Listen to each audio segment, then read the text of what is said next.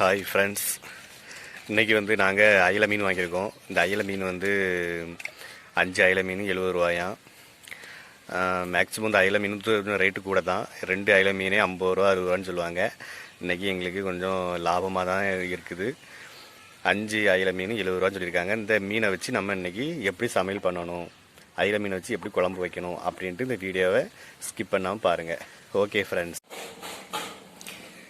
மீனை கழுவி எடுத்தாச்சு. பார்த்துடுங்க மீன் எந்தளவுக்கு கழுவி சுத்தம் பண்ணி வச்சுருக்குங்க.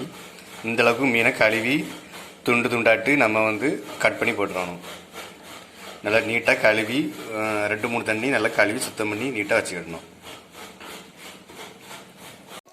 ஹாய் ஃப்ரெண்ட்ஸ், ஃபஸ்ட்டு இப்படி ஒரு பாத்திரம் எடுத்துக்கிடணும்.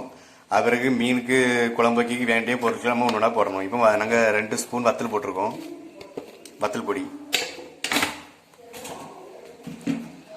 அது பிறகு மல்லிப்பொடி சேர்க்கணும். மல்லி பொடியும் அதே மாதிரி தேவையான அளவு நம்ம எவ்வளோக்குள்ள மீன் வைக்கமோ அந்த அளவுக்கு இப்போ 2 ஸ்பூன் போட்டிருக்கு. நம்மளுக்கு குழம்பு எவ்வளோக்குள்ள வேணுமோ அவ்வளோக்குள்ள நம்ம மசாலா கலந்துக்கிடலாம். இப்போ கொஞ்சம் 1 ஸ்பூன் போல் கொஞ்சம் மஞ்சள் பொடி. மஞ்சள் பொடி கொஞ்சம் போட்டாலே போதும், 1 ஸ்பூன் ஃபுல்லாலாம் வேண்டாம், கொஞ்சம் தான் போடணும்.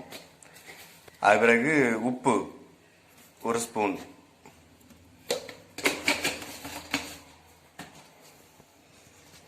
அப்புறம் நம்ம அரைச்சி வச்ச தேங்காவை உள்ளே போட்டுக்கிடணும்.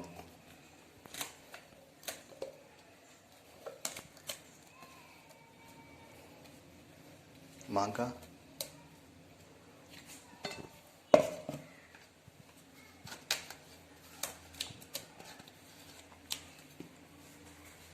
வேற இதில் மாங்காய் போட்டுக்கிடணும். நல்லா பொடிசா நம்ம. ஆனால் இது அயில மீன்கிறதுனால ரொம்ப புளிப்பு சேர்க்கக்கூடாது. அதனால நாங்கள் பாதி மாங்காய் தான் வெட்டி போட்டிருக்கோம். ஏன்னா அயில மீனில் கொஞ்சம் யாருக்குமே புளிப்புலாம் இருக்குமா, அதனால ரொம்ப புளிப்பு சேர்க்கக்கூடாது அப்படின்ட்டு பாதி மாங்காய் போல தான் வெட்டி போட்டிருக்கு. வேறு இந்த மாதிரி தேவையான அளவு கொஞ்சம் புளி எடுத்துக்கிடணும், ஒரு எலுமிச்சம்பழம் சைஸ் அளவுக்கு. இதை கரைச்சி தண்ணியாட்டு தான் நம்ம ஊற்றணும். இல்லை இப்போ புளியெலாம் கரைச்சாச்சு. இப்போ தண்ணி நம்ம ஊற்றுறோம். நம்மளுக்கு குழம்பு எவ்வளோக்குள்ள வேணுமோ அவ்வளோக்குள்ள நம்ம தண்ணி ஆட் பண்ணிக்கலாம். வெறும் தண்ணியாக ஊற்றக்கூடாது, புளியை கரைச்சி அந்த மாதிரி தண்ணியாட்டு ஊற்றணும் நம்ம.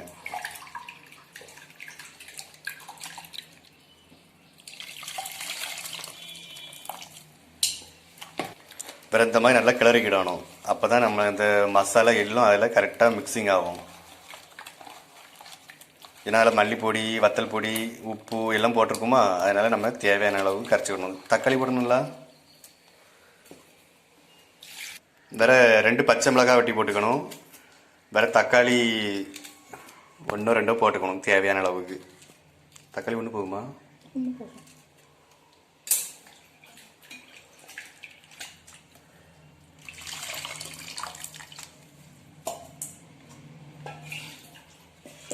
இதில் மசாலா லைட்டாக திட்டுத்திட்டா இருக்குது பார்த்தீங்களா, புள்ளி புள்ளியாட்டு. அது இந்த வத்தல் பொடி பார்த்துடுங்க, அதை நல்லா கரைச்சி விடணும் நம்ம. இல்லைன்னா இப்படி திட்டுத்திட்டா மேலே மறந்துட்டு இருக்கும். வேறு கருவேப்பிலை போட்டுக்கிடணும். வேறு மீனெல்லாம் நம்ம கழுவி வச்ச மீன்லாம் ஒன்று ஒன்றா எடுத்து போட்டுக்கணும்.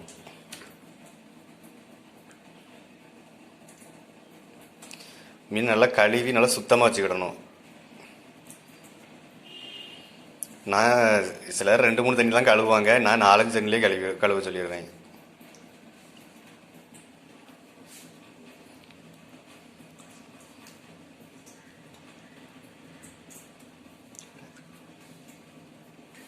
இந்த அளவுக்கு மீன்லாம் நல்லா போட்டு தண்ணியில் மூங்குற அளவுக்கு கரெக்டாக போட்டு வச்சிடணும். அப்போ தான் எல்லா இடமும் நல்லா தண்ணி நல்லா வேகும் மீன்லாம். அப்படி நம்ம அடுப்பை தூக்கி வேக வச்சிட வேண்டியதான். இனி ஒரு 1/2 hour நல்லா வேகணும். வெந்த பிறகு எப்படி இருக்குன்ட்டு காமிக்கிறேன். ஃப்ரெண்ட்ஸ், பார்த்தீங்களா, மீன் இந்த அளவுக்கு நல்லா கொதிச்சு வரணும். இப்போ கிட்டத்தட்ட ஒரு 1/2 மணிக்கூர் மிச்சமாக அடுப்புலேயே இருந்திருக்கு. பார்த்துடுங்க, நல்லா நல்ல மணமாக இருக்குது, நல்லா டேஸ்ட்டாக இருக்கும்னு நினைக்கிறேன். இந்த மாதிரி குழம்பு நல்லா கொதிச்சு வரணும் பார்த்துருங்க. இப்போ நமக்கு சுவையான அயில மீன் குழம்பு ரெடி. நம்ம மசாலையெல்லாம் போட்டு கரெக்டாக எல்லாம் மிக்ஸ் பண்ணி கரெக்டாக வச்சாலே போதும். அது பிறகு நம்மளுக்கு கரெக்டாக குழம்பு வெந்து வரும்போது எல்லாம் கரெக்டாகிடும். ஓகே ஃப்ரெண்ட்ஸ், இந்த வீடியோ பார்த்து பிடிச்சிருந்தாக்கி லைக் பண்ணுங்கள், ஷேர் பண்ணுங்கள், சப்ஸ்கிரைப் பண்ணுங்கள். அயில மீன் வந்து குழம்பு எப்படி வைக்கணும் அப்படின்ட்டு இந்த வீடியோ பார்த்து தெரிஞ்சுக்குவாங்க. ஓகே ஃப்ரெண்ட்ஸ், இனிமேல் அடுத்த வீடியோவில் சந்திப்போம். அது வரைக்கும் பாய்.